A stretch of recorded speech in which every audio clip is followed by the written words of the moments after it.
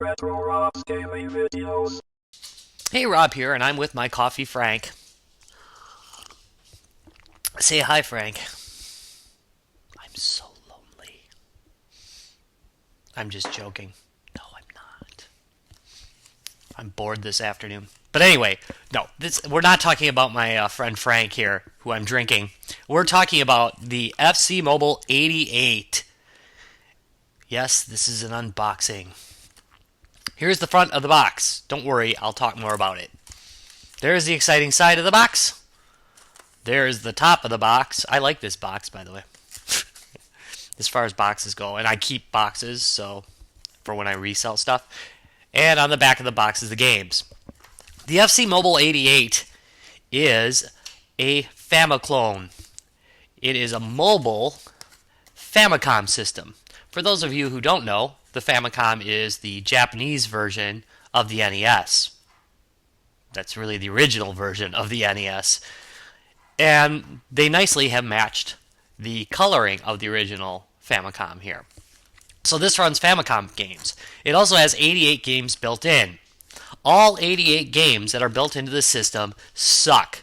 Don't worry, I'll show you. I will prove it to you. But that is really not the point of getting this thing. So let's take a look and open this puppy up and see what's in the box. Number one, there's a connector. This is for outputting to your TV, or more importantly, in the case of this video, I can output to my recording device so you can see what some of the games look like. I'm not doing a lot of them. I don't like to torture myself. This station is generally about good games. I don't want to do bad ones. Sorry. Box. Stuff coming out of box. It has a rather large manual. Wait, that isn't the manual. That's the poster. Here's the manual. For this kind of thing. It's usually just a sheet of paper. This is a nice glossy little thing. Look at that. It is all in Japanese, so I cannot read a word of it. Kenji? Is that the right word? Anyway, I have a friend who can read it, though. Not that it matters, because it's pretty self-explanatory. Now, let's pop open the FC-Mobile. You're going to note that this is a little bit open already, because I'm lying to you.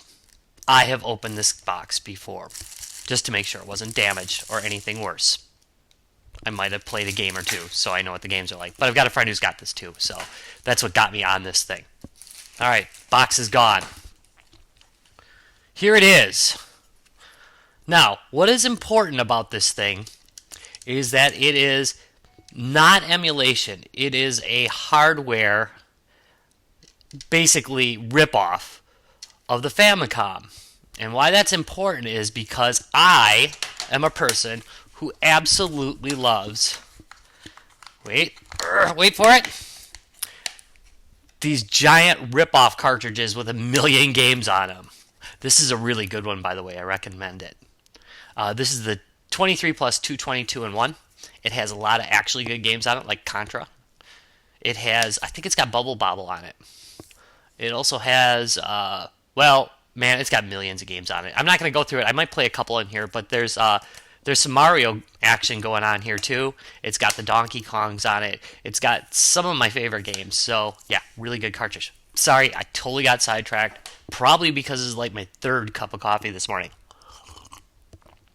Sorry, Frank. Now let's take a look at the device itself. Here it is, simple red on white, just like a Famicom.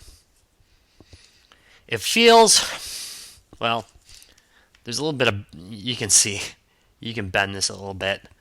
It actually feels okay. It's not like super light, but it's not super heavy either. It's just kind of in the middle. I mean, you know, it's about what you expect for a mobile device. Like I said, though, this flexing is kind of worrisome, but it's not terrible, and the door feels solid enough. Oh, there's the door for the cartridge. Okay, buttons. As you can see, the layout is a little bit weird. That is the bad news. I don't know why they went with this because obviously original Famicom controllers, this is all one big plus, and it's all one piece. On this, each button is individual. That said, these buttons are responsive, so I can play Contra pretty well. The buttons, by the way, I gotta go look at them, is A, B, Turbo A, Turbo B. Placement's kind of bad. It's thrown me off in a couple of games because I've hit it by accident and jumped. Reset. Select, start. Power button, obviously. I'm sorry, power light. Power button. Volume control. The sound is not too bad on it. You know, it's a little bit tinny, but it's not terrible. Headphone jack. In the front, in the back, video output, which is very important, of course. You can put it out to the TV. And power supply. Power supply is not included. And I don't think it says what I need for power. Underneath here is the battery case. I put the batteries in. The device smells of burning electronics. Just saying. If you like the smell of burning electronics, which I in fact do because I'm kind of weird, it's all for you. There's also a small little nubby here for a lanyard. So you can carry this around and look like an idiot. Yay. Okay. So now I suppose, since I have told you everything physically about it, I can turn this on, show you the main menu. 88 sucky games. And why don't we take a break for a second, and I will plug this thing in and show you some of the suckiness. Thank God it runs Famicom cartridges. That's the draw right there. Here we have Whale. It's a little bit like Sub Hunt, you know, from the 80s. But it's a whale. I guess it's okay. I don't really understand why the whale is pooping on other fish or whales. I mean, a whale's a mammal. I guess he's pooping on them because they're fish. I don't know.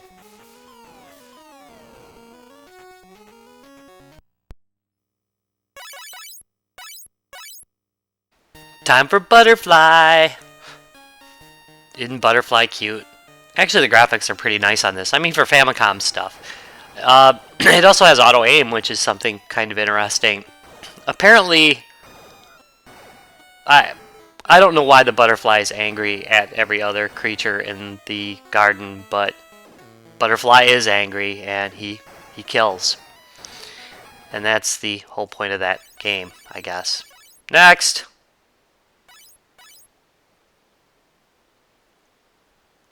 Yeah, Devil Dum Doom. This looked pretty promising at first. In fact, you know, it's not terrible. I was hoping it'd be a little bit more Bomberman-ish, or there was this game on the Amiga I used to play called Atom Smasher, where you could push those blocks into your enemies and kill them, but you can't. You basically have to pick up ammo around the maze and shoot them. It gets kind of boring really fast. Really fast.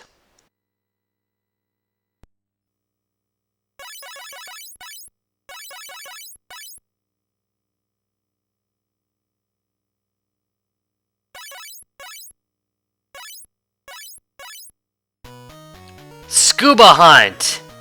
It's kind of like Space Invaders. By the way, press that start button for a really long time. I don't know what presents to start means, but I think it means really, really press the start button for a long time. So this is like Space Invaders, and not as good. Also, the graphics are...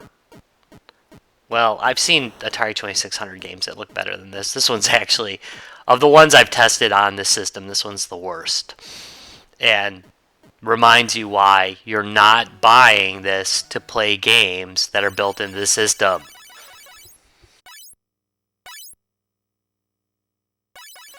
I'm going to let Super Mohica speak for itself.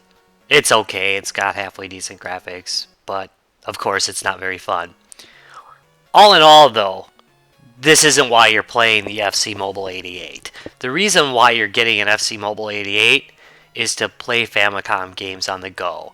And for that, the system's fairly solidly built, has controls that are good enough to be passable, and quite honestly, it's okay, especially for the price tag. I got mine boxed for around $70. I've had friends get them unboxed for around $30 to $40.